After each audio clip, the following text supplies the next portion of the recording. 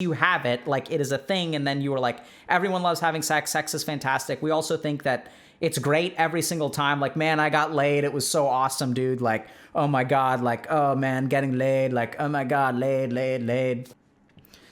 So, I am a former incel, 32M, okay? Who had sex for the first time today and was grossed out. After a 2-year self-improvement journey, I was able to get a woman to sleep with me on our 5th date. Prior to sex, she said she might even become my girlfriend if we continue to get along and bond with each other. Later that evening, we hooked up. I'm not sure what I was expecting to feel, but my eggplant felt really weird inside. I didn't bother to finish because I lost my boner, got a little queasy, and just said I wasn't ready after all.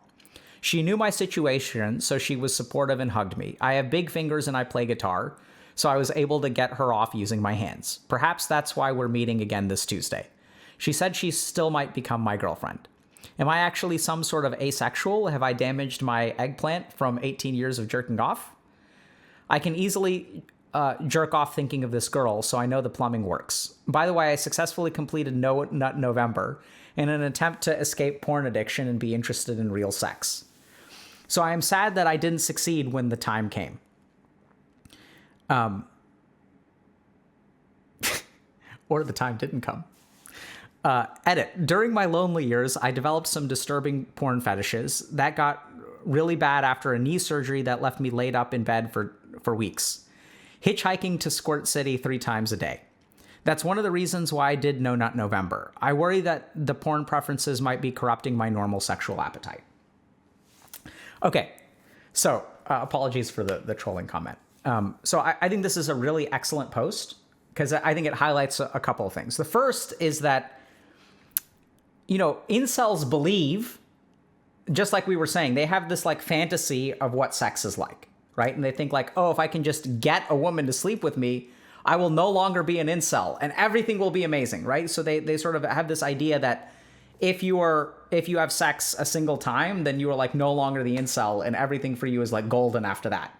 You become one with the Chads. Like you graduate from incel to Chad, and once you graduate from incel to Chad, then like you're totally fine and everything is super easy for you. And I think this is the unfortunate thing is they're wrong about that, and you can be happy as an incel, sort of. Or let me put it this way. Our society places a bizarre value on sex. Right? And we think that once you have sex, you've crossed some sort of threshold to where there's like, you're in the promised land where everything, you're confident and rich and powerful and all these other things. But that's just not how it is, right? So, and I think this is a really great post because it illustrates the simple truth of like how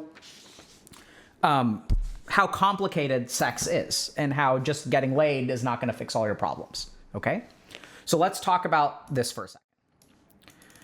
So this is going to be a little bit more graphic, but I think it's really, really important to understand, you know, like sex and what it means to people and how to get out of the situation. This is unfortunately a situation, or fortunately, depending on how you look at it.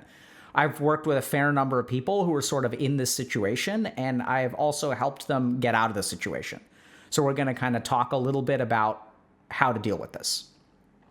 So let's start off by sort of thinking through like the key points of this person's post. So the first is that they are a former incel. So the first is that they identified with being an incel.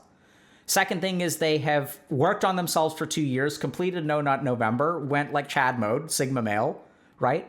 And then like managed to start dating and were able to engage in a sexual relationship with a partner. I think it's a woman, right? Saying girlfriend, so let's assume woman. The other thing that I want to tell this person is like, this woman is worth her weight in gold, right? So like, this is just something I want to say. Like the ability to understand where you're coming from, be emotionally available for you, and sort of like be patient with you as you're going through this journey is like amazing. You really got lucky because there are many people out there who may not be as willing to like hold your hand through this journey, which is exactly what it's going to be. It's going to be a journey. So now what we're going to do is talk a little bit about sex and how we envision sex. So we envision sex as like some sort of like milestone where it's like once you have it, like it is a thing, and then you are like, everyone loves having sex. Sex is fantastic. We also think that it's great every single time. Like, man, I got laid. It was so awesome, dude. Like, oh my God. Like, oh man, getting laid. Like, oh my God, laid. So we definitely romanticize the idea of sex. We also romanticize the idea of both being a virgin and no longer being a virgin, right? We attach all kinds of different like myths and other kinds of like things to sex. So let's just kind of quickly talk about the myths of sex. Let me see if yeah, okay. It's funny, I was actually talking about this earlier. So let's talk about the way that we romanticize and mythologize sex, okay? All right, so myth number 1.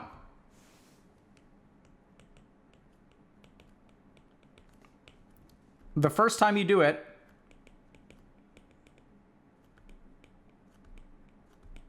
it's gonna be amazing. Oftentimes not true. I think especially, I think women have this experience more often than men. Oh, wait, we're not, you guys can see, okay. The myths of sex. So the first time you do it, it's gonna be amazing. Myth number 2, every time you do it, it's gonna be amazing. Also not true, okay? So the truth is that sex is just like anything else. So I'd say it's like almost like cooking, where, you know, you can cook an amazing meal and it can be super, super delicious. But the first time you cook something, it's probably not going to be like that great, right? And I think especially I've had this experience more with women that I've worked with, where oftentimes the first time they have sex, it's like painful, somewhat pleasurable. Oftentimes the first time that women have sex, especially if it's like teenagers, for example, you know, the person they're having sex with may not know exactly how to bring them to orgasm because it's like not quite as intuitive for women as it is with men. So, you know, there's this idea that the first time you have sex, it's supposed to be like this amazing thing, right? So also like in cultures like the incel culture, like they will mythologize and kind of fantasize about what this first sexual experience is. Whereas the truth of the matter is, for many people, the first sexual experience is like awkward and unfulfilling. And this is exacerbated by the fact that there's so many like mythologies or fantasies about it, right? Like we have all these movies that condition us like, oh, like there are two people and they're kissing by the moon, and then like the music starts playing, and then like it's like the next morning and it's like everyone's like smiling at each other and they're like, oh my God, that was amazing. That's just not how it works, right? Sex, just like anything else in life, is going to be like awkward and unfulfilling until you get the hang of it. And so this is the first thing to understand, okay? Next thing to understand is that there are a lot of different things that can make sex difficult. So this person is dealing with like, you know, common difficulties, okay? So the first is death grip syndrome. So this is just a very physical conditioning thing. So our body gets like conditioned based on particular things. It's almost like a Pavlovian response.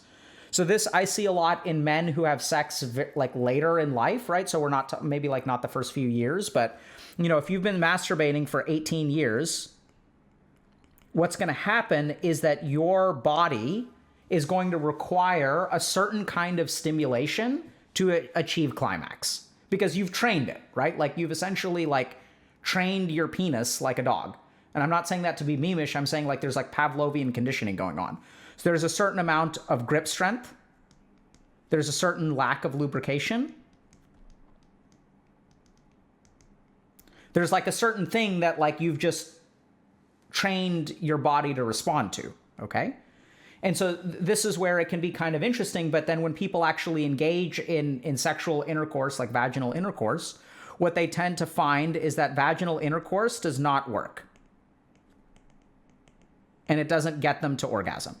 And then this creates like a psychological problem, which then this person sort of gets into, right? And they're kind of like, wait, like this is kind of like gross and queasy. So there are kind of different psychological problems, like, am I messed up? I think this is, am I asexual, right? So this person has this concern. And then these psychological problems will then in turn lead to, flaccidity, which then in turn will lead to shame, which then will kind of lead to more psychological problems. And then they've kind of like GG'd out, right? It becomes a cycle. So the truth of the matter is that you're not messed up. You've just conditioned your body in a certain way. And the good news is that you can like decondition it as well. So this is where, okay, does that make sense? Do I need to explain that more? Are you all good with that? Okay. So this is where, if you've got death grip syndrome, there are things that you can do. So if we kind of think about, the vagina, and we've got Darth Vader over here, right? Like, what are the different features that you need to like kind of get from? So one is, a lot of times people who are in this situation use no lube. So what you want to start doing is, and this is highly lubricated, right? So what you want to start doing is like start using lotion. Second thing is that, I don't know how to say, I'm trying to say this without being memeish, but the PSI, the pounds per square inch that your hand is able to exert is going to be like greater than, the PSI for the vag is going to be like a little bit lower, right? So what you want to do is looser grip. So these are the two biggest things that you can do for death grip syndrome, okay?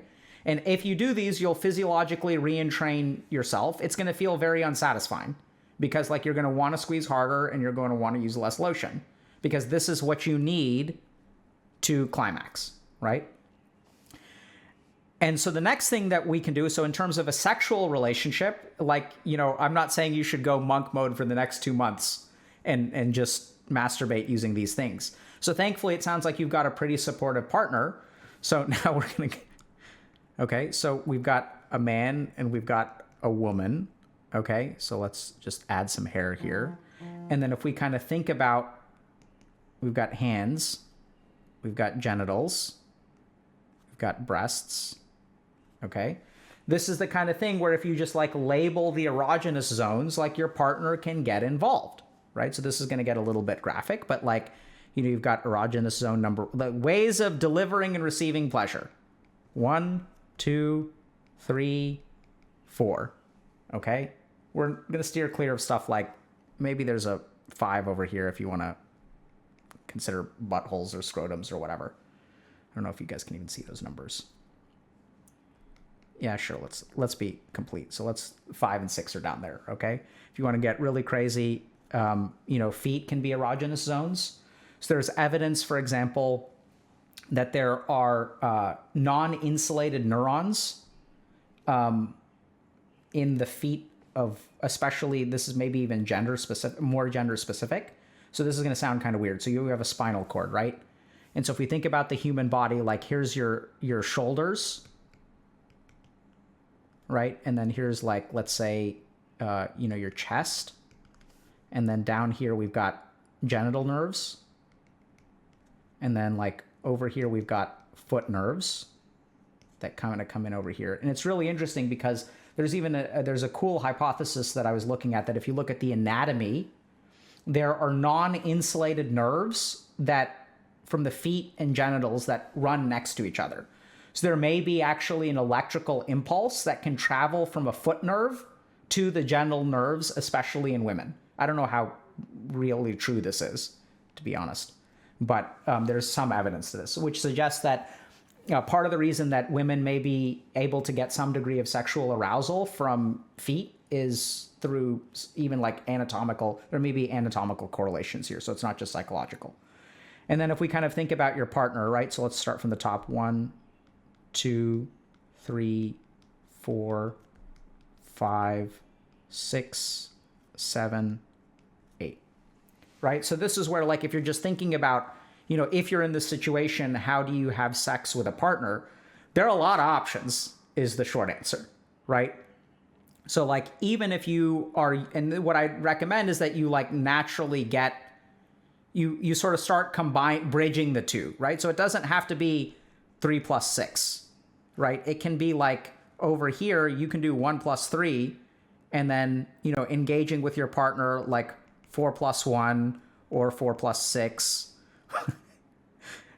you know, or 4 plus 2, you know, or your 2 with their 6. And I'm trying to keep this as professional as possible, right? And I'm going to try not to be like, oh yeah, you could like squeeze in a little bit of like 3 plus 2, you know, and add a little bit of 4 plus 8, if you know what I mean.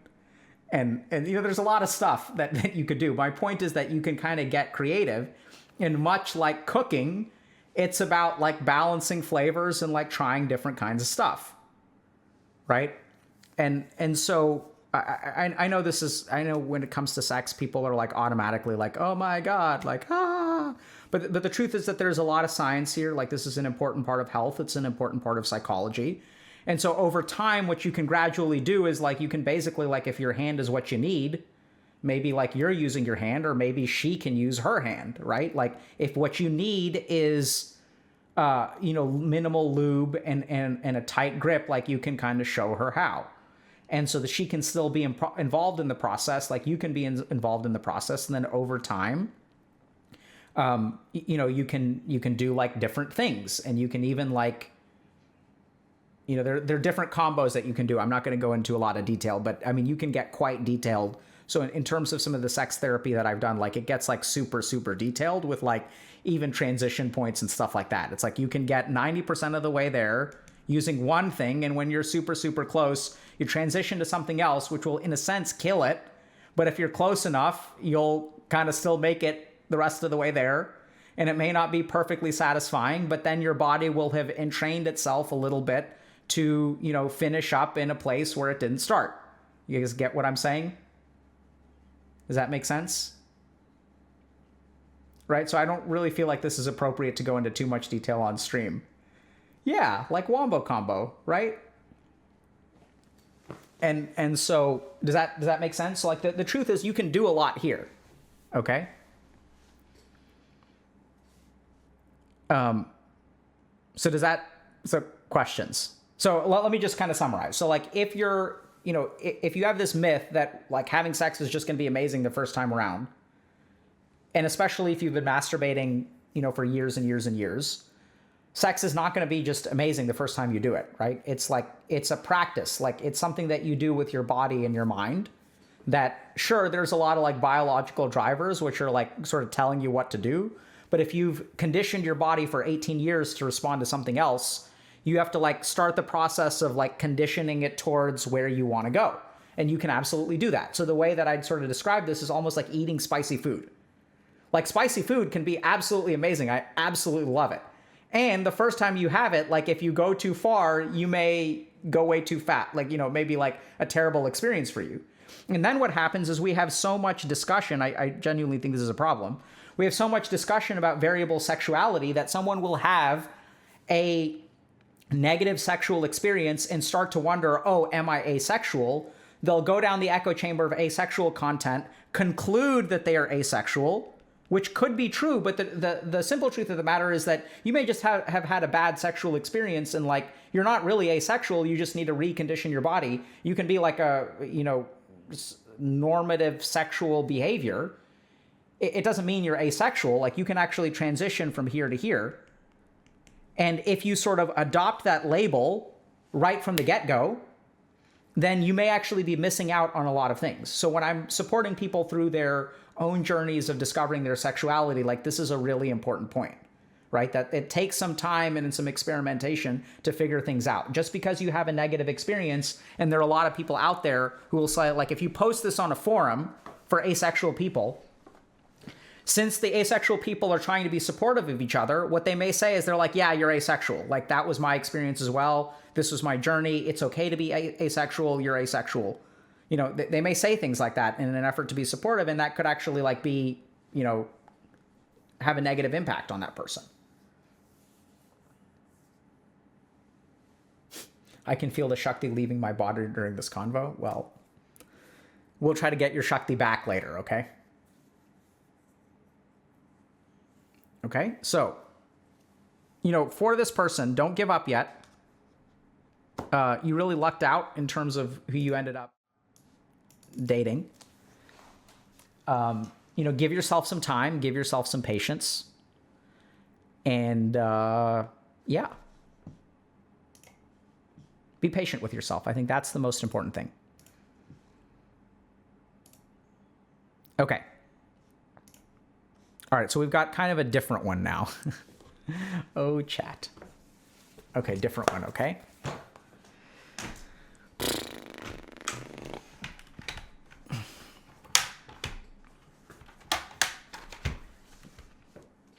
Okay. So next up, we've got a post from a parent. Also,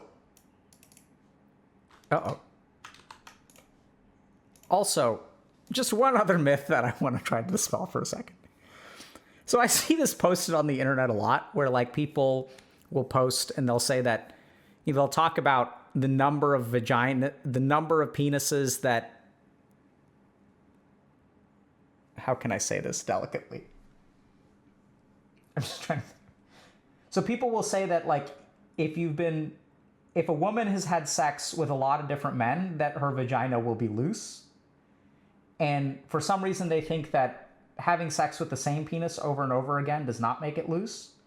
So I don't know how else to say this, but like, just because you take big bites of a Subway sandwich doesn't mean that your mouth is like hanging open all the time. Does that make sense, chat? Oh God, why is this not focusing? Focus. Autofocus. Right? Just because you eat a lot of the Subway doesn't mean your mouth is like this all the time, right? The body is elastic. Like opening your mouth really big and taking big bites does not give you like a very loose mouth. And in the same way, having sex with one penis or lots of penises does not alter the elasticity of your vagina. It's just not physiologic. Like, I don't know where people get this idea. Like, just because you poop out huge turds does not give you like a loose asshole. It just, you know, like, it's just not how it works. Like, I'm sure that's going to get clipped out of context or whatever, but just saying, chat, like, you need to understand that, right? Are we all on the same page there? It's just physiologically, it's like no amount of sticking your finger in your nose is going to give you like a gigantic nostril. Like, it's just not how it works. Got it? Okay.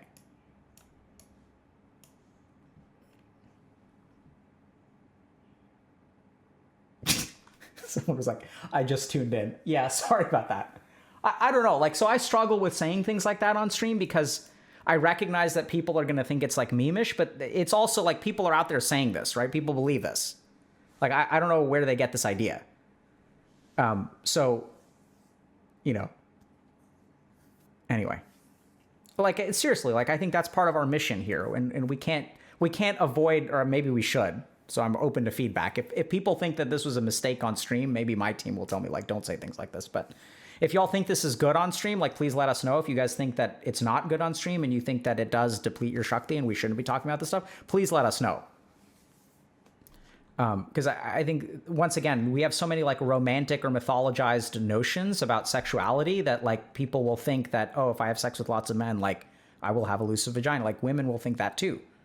Right? Like, men will, like, start dating someone and you really like someone, but you have this myth that if they've had more partners than you have, then you break up with them. And it's like you're missing out on something. You're judging that person, like, arguably unfairly. Maybe you're judging them fairly. You're allowed to make whatever judgments you want to. So it's hard because there's a lot of stuff out there that is meme friendly, but is also, like, really important PSAs.